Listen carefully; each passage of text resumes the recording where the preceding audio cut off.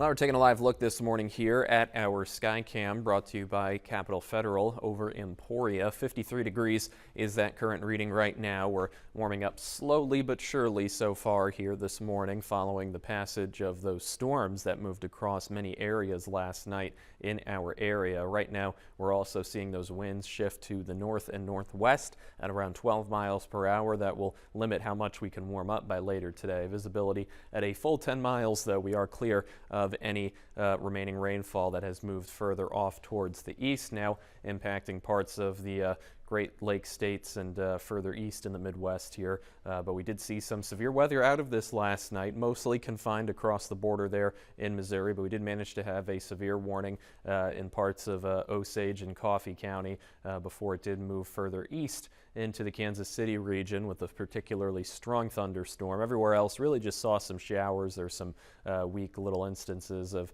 thunder and lightning. Did get a decent amount of rain, though, especially from that severe storm, which did manage to drop between around an inch or two of rain across many parts of the eastern areas. The rest of us remaining mostly dry, or not even really recording enough rainfall for it to be picked up there on our precip graphic. But it looks like we'll be dry for at least the next couple of days. We do see rain chances return here by around Thursday, and it does look like we may see a few consecutive days of rainfall as a result of this. Still a little early to say whether or not we'll see any sort of strong thunderstorms with this. Our models right now showing mostly some lighter rain, and particularly for Friday and Saturday, a little bit more of a widespread amount of that rainfall over the area. So we'll see how that plays out here going forwards, but for now I think we are going to be erring on the side of less severe weather here, and more so just a few showers and maybe some weaker thunderstorms. Again, mostly similar to what we saw last night.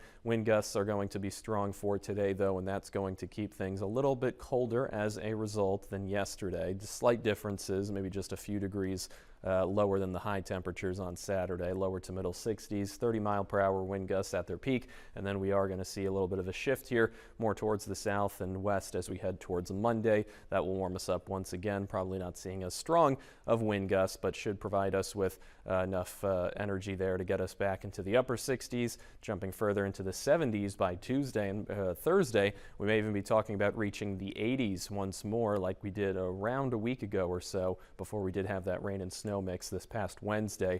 I think that will be sort of the peak, though, because by Friday and Saturday that does look to be when we see rain chances returning to the area, but at the very least a good 5 days starting from this point of some nice weather. 63 for today, slightly cooler. Again, winds are out of the northwest, gusting to around 35. 36 for tonight, mostly clear skies with the winds lightening up and heading towards the next couple of days. It looks like those temperatures are going to be warming up in a pretty good way, maybe getting towards 80 by the end of the week.